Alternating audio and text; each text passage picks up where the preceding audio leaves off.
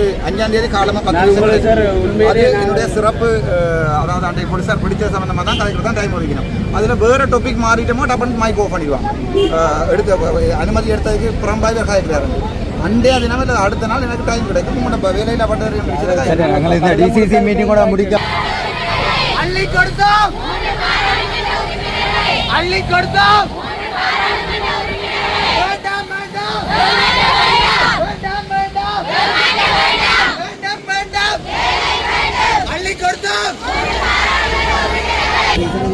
எப்ப கிடைக்கும் எத்தனை பேர் கிடைக்கும் அரசியல் வாக்குறுதி தானே. இப்போ உள்ளூராட்சி சபை தேர்தலையும் மாநசபையும் நோக்கின அரசியல் வாக்குறுதி அது வருமா இல்லையான்றது எனக்கு தெரியாது.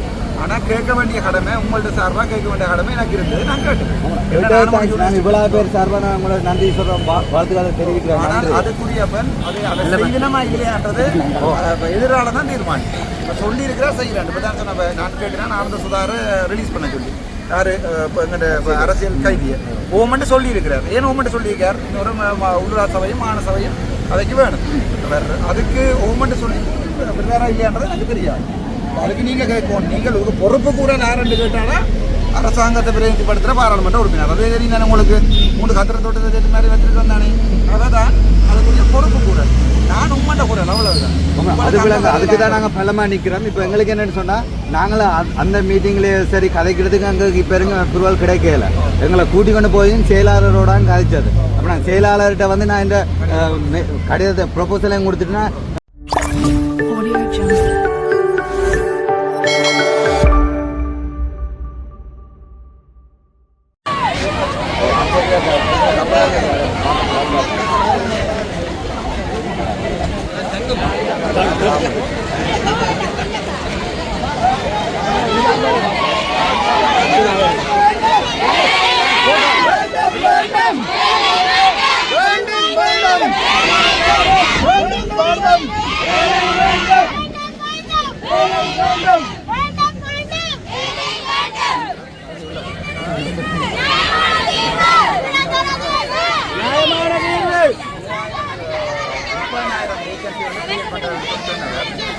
அதில் கட்டாயம் உங்கள்கிட்ட முக்கியமாக உங்கள்கிட்ட இதுகள் வந்து தான் செய்கிறது சொன்னேன். அந்த கதையை நான் கதைக்கிறது தான் இந்த லிஸ்ட்லேயே உங்களோட பிரச்சனை முதலாவதாக இருந்தது. கதைக்க தொடங்கின உடனே நாளைக்கு நீங்கள் சொல்லிட்டு போட்டு நாங்கள் இந்த கதையை பிரச்சனை நான் இப்போ நேரம் கேட்குறது என்ன முக்கியமாக சொல்கிறேன்னா போலீஸில் போய் ஜாயின் பண்ணணும். நல்ல சம்பளம் பெறும் சொல்லி தமிழ் தேசிய போலீஸாரே கேட்டால் அப்போ அதில் எங்களை 7,000 வேகன்சி இருக்காம போலீஸில்.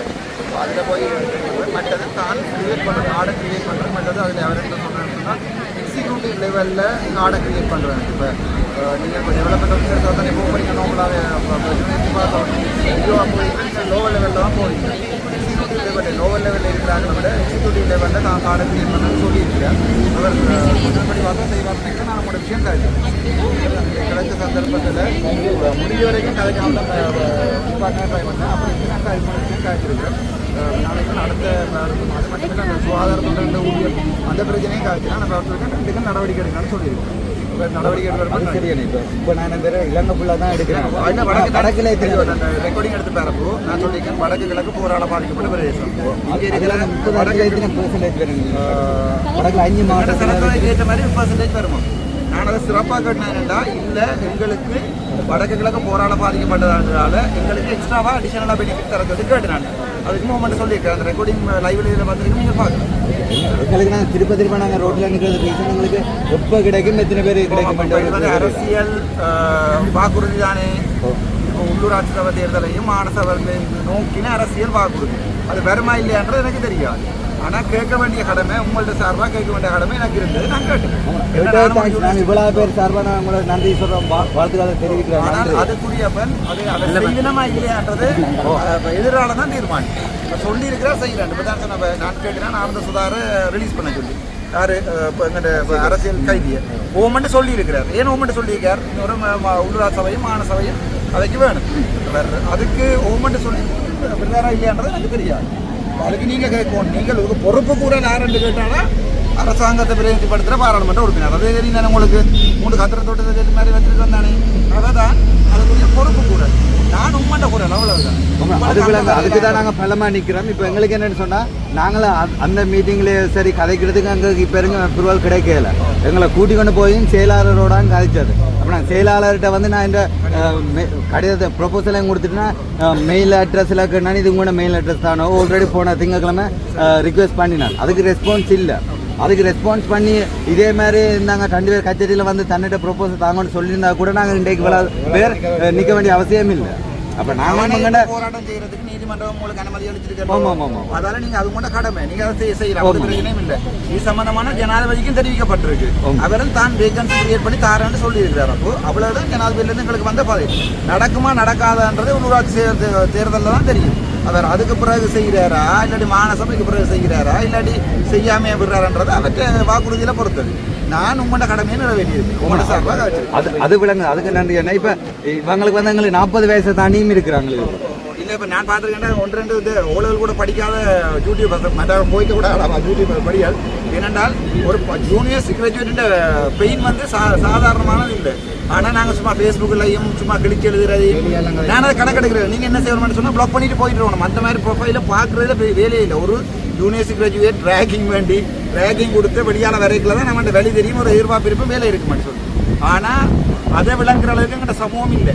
எங்கள்கிட்ட சமூகத்தை பொறுத்த வரைக்கும் ஏதாவது நக்கல் அடிக்கணும். இப்போ நான் ஜெயிலேண்டவுடனே நான் இங்கே வரக்கூடாதுக்காண்டி அரெஸ்ட் பண்ணினவன். ஜெயிலேண்டவுடனே குத்தி குறைச்சி தலையங்கம் போடுறதுக்கு இதே 12 மணிக்கு நான் அங்கேருந்து வந்து கொண்டிருக்கேன். அப்பவும் புதுசாக ஒரு ஆள் அப்டேட் பண்ணுறேன் அர்ஜுனா ஆகிறது. அப்படியான சமூகத்துக்கு தான் வாழ்ந்து கொண்டிருக்கிறோம். அப்போ ஒருத்தட்ட வெளியில் சந்தோஷமடைகிறதா நாங்கள் இந்த வாழ்க்கையோடைய அப்படி ஒரு கேவலமான சமூகத்துக்கு தான் வாழ்ந்து கொண்டிருக்கிறோம். 100ல் ஒரு 5% அப்படி இருக்கும். அதை பற்றி worry பண்ண வேண்டாம். அவன் ஒன்றும் செய்யலாம். மற்றது ஐடி கிராஜுவேட் ஒரு 60 பேருக்கு வேலை வாய்ப்பு தரத்துக்கு ஒரு என்னென்னு சொல்கிறது கவர்மெண்ட்ல இருந்து ஒரு கம்பெனி வந்து என்னோட காய்ச்சி இருக்குது. ஒரு ஒன்று எடுத்து ஸ்டார்ட் பண்ணி 10, 20, 30 கூட்டுவோம். 60 பேருக்கு வேலை கொடுக்குறாங்க. கவர்மெண்ட் சொல்லிங்கன்னா அது ஐடி கிராஜுவேட் இது எங்களுக்கு ஒரு கிடைச்ச பெரிய ஒரு வெற்றி தானே. டெங்கு கொண்டவளுக்கு நாங்கள் 10 வருஷமா 22,000 சம்பளத்துக்கு வேலை ராஜத்தினிருந்து தந்தது. இன்றைக்கு வழக்கு போய் கொண்டிருக்கேன். வழக்கு போகல. நாங்கள் பெர்மனன்ட் தர சொல்லி இன்றைக்கு கடிதம் கொடுக்க வந்து நாங்கள் நான் உள்ளுக்கு உங்களை சந்திக்க நான் உள்ளுக்கு செக்யூரிட்டி கூட்டிக் கொண்டு போனேன். இல்லை இதை தாங்க பண்ண மாட்டேன். நான் பாராளுமன்றத்தில் கதைக்கிறேன். முழு விவரத்தையும் எழுதி நீங்கள் என்ன கையில் தந்தீங்களா பாராளுமன்றத்தில் நான் கதைக்கிறேன். எனக்கு டைம் கிடைக்கிற முதலாவது 5ஆம் தேதி காலமாக 10 என்னுடைய சிறப்பு அதாவது அன்றைய போலீஸார் பிடிச்ச சம்பந்தமாக தான் கதைக்கிறது தான் டைம் ஒதுக்கணும். அதில் வேறு டாபிக் மாறிட்டோமோ டப்புன்னு மைக் ஆஃப் பண்ணிடுவாங்க. அனுமதி எடுத்ததுக்கு புறம்பாய் கதைக்கிறாரு. அண்டே அது நம்ம அடுத்த நாள் எனக்கு டைம் கிடைக்கும். உங்களோட வேலையில் பட்ட டிசிசி மீட்டிங் கூட முடிக்காம தொடர்ந்து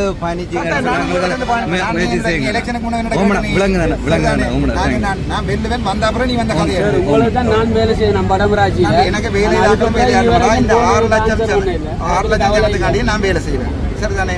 அதோட ஒரு யூனிவர்சிட்டி கிராஜுவேட் பெயர் தெரியும். இவ்வளவு படிச்சு மாடாப்பா இப்போ சம்பளம் இல்லாதான் இருக்கிறேன். உங்களோட வேலை எனக்கு தெரியும். நானும் சம்பந்தமாக கேட்பேன். நம்ம டிசிசி மீட்டில் காய்ச்சிருக்கேன். கிழக்கில் வந்து உண்ணாவிரதம் இருந்தவங்களா 25 மணி நேரத்துக்கு மேலே அவங்களுக்காக ஒரு குரல் கொடுத்தீங்க. வடக்கு கிழக்கில் இருக்கிற எல்லா பட்டதாரிய சம்பந்தமான கதை. சரி, மற்ற நீங்கள் உங்களுக்குரிய வருமானங்களை இதுலையும் தேடி கொண்டு வந்து ட்ரை பண்ணணும். அரசாங்கத்தை நம்பி கொண்டு இருக்கல. அரசாங்கம் எப்போ வேகன்சி ஹோல்ட் பண்ணுதோ அப்போ போகட்டும். எலெக்ஷன் நேரம் பயங்கர வாக்குறுதி எல்லாம் வெளியால வரும். அது முடியும் காத்துல போயிடும். இதுவும் அப்படி போகுதோ எனக்கு தெரியாது. வெளியிருக்கிறீங்களா ஃபுல்லாக கடிதம் கொடுத்தேன். நீங்கள் சம்பந்தமா ஃபுல்லாக எழுதி போட்டு என்ன கையில் ஒன்று தாங்க. சரி, ஐடி டிபார்ட்மெண்ட்ல வந்து ஹெச்என்டி ஐடி முடிச்சவங்களும் இருக்கிறாங்க. அதே ஒரு 60 பேர் ஹெச்என்டி ஐடி இருக்கு. ஹெச்என்டி ஐடி இருக்காங்க. இப்போ உங்களுக்கு அந்த ஆப்பர்ச்சுனிட்டி இருக்குதானே? அப்போ அவங்களையும் இருக்கா ஜூஸ் பண்ணுங்க. கட்டாயம். எனக்கு வெளிநாட்டுக்கார சொல்றதை நம்பி தான் நான் உங்கள்கிட்ட கதை சொல்றேன். நாளைக்கு போன ஆன்சர் பண்ண ஒன்றும் செய்யலாது. நான் எதிர்பார்க்கணும் ஒரு அந்த படியன் நான் நினைக்கிறேன் ஒரு 60 பேர் கட்டாயம் வேலை கொடுக்குற அளவுக்கு ஒரு கம்பெனி வந்து ஜாப் பண்ண போடுறேன். அதை விட கனவு 2 எடுத்து பார்த்தீங்கன்னு சொன்னால் அந்த எங்களோட ஜனாதிபதி மாளிகை இருக்குது தானே, அந்த ஜனாதிபதி மாளிகையை வந்து ஏதாவது ஒரு சுற்றுலாத்துறைக்கு பயன்படுத்துற சொல்லி ஏதாவது ப்ரொபோசல் கேட்டவர் ஜனாதிபதி. எங்கள்கிட்ட ஆக்கள்கிட்ட அறிவு கூட தானே என்னது பாய்க்கிறன்னு கூட தெரியாது. ஒரு எம்பி பக்கம் சொல்லி டூரிஸ்ட் பாய்ப்போம், என்னோட சொல்லி யூனிவர்சிட்டி கொடுப்போம். அதே ஒரு வருமானத்தை ஈட்டக்கூடிய ஒரு அரசாங்க நிறுவனமாக அந்த ஜனாதிபதியை மாளிகையை மாற்றி போட்டு அதில் ஒரு 500 பேருக்கு வேலை கொடுக்கலாம்டா. அந்த அளவுக்கு எங்கள்கிட்ட அறிவு கூட.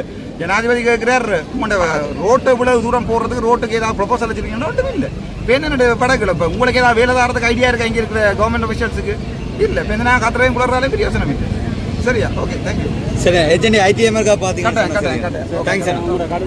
எழுதி கையில் எழுதி போட்டு இந்த நம்பர் 556 99 24 77 556 அதுக்கு கால் பண்ணி போட்டு அல்லது கௌரவ பாராளுமன்ற உறுப்பினர் டாக்டர் ராமநாதன் கௌரவ பாராளுமன்ற உறுப்பினர் பாராளுமன்றம் போட்டு விட்டீங்கன்னா அங்கே அது வேலை.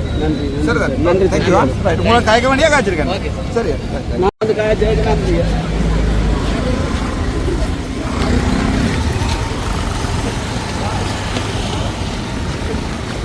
உங்களோட விஷயம் காய்ச்சிருக்கிறேன்னா டைம் எடுத்து பார்க்கலாம். உங்களோட விஷயம் காய்ச்சினேன்.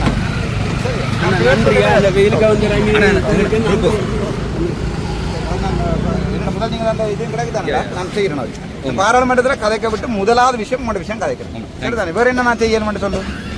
சரி, கடைசி வரைக்கும் கை கொடுத்தா நன்றியா.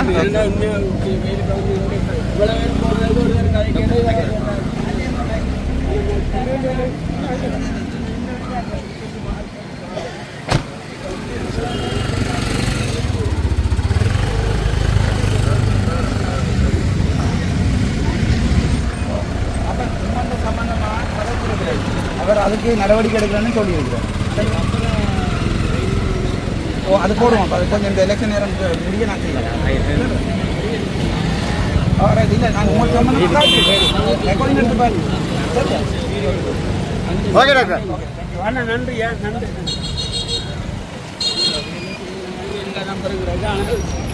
சரி சரி, காணும் வாங்க.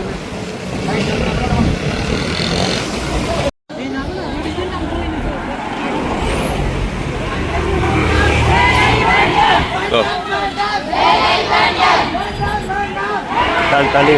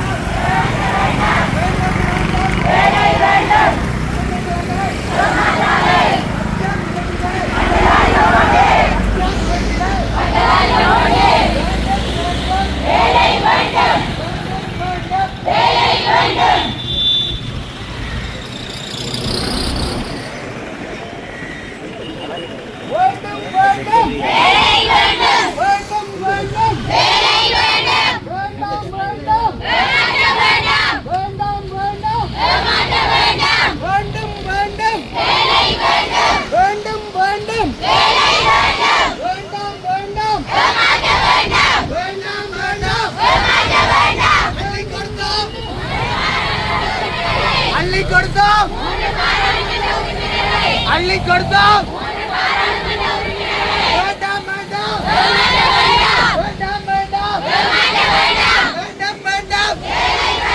அள்ளி கொடுத்தோம்.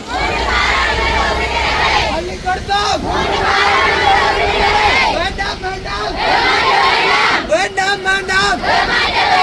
வடக்கு கிழக்கை வடக்கு கிழக்கை வடக்கு கிழக்கை வடக்கு கிழக்கை அள்ளி கொடுத்தோம்.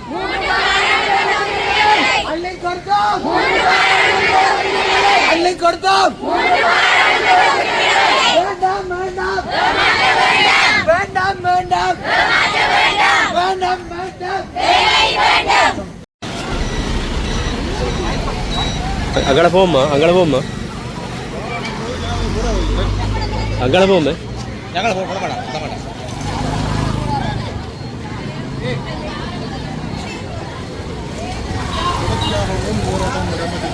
பார்த்தீங்கன்னா தொடர்ச்சியாக இந்த போராட்டம் வந்து கொண்டிருக்கு.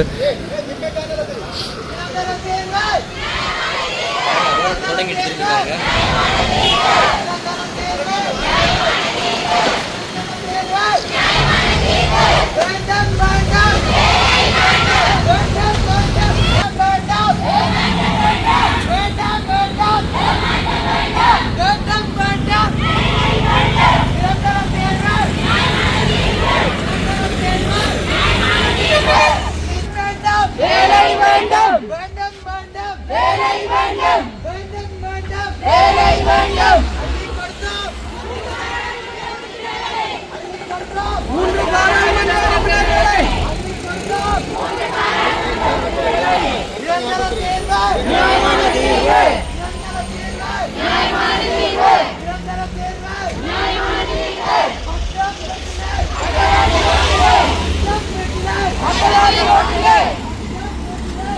இடதுசாரி ரோட்டிலே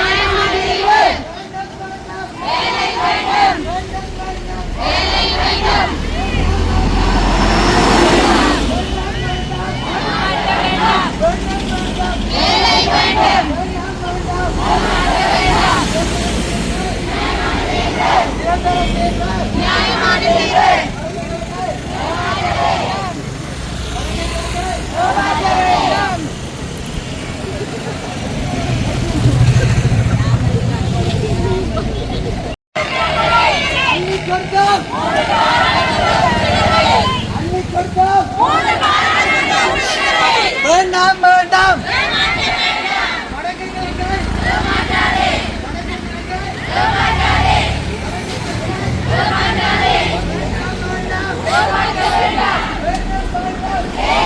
குடைகளும் வெயிலும் குடைகளையும் பிடிந்து கொண்டு அந்த ஆர்ப்பாட்டம் நடைபெற்றுக் கொண்டிருக்கிறது.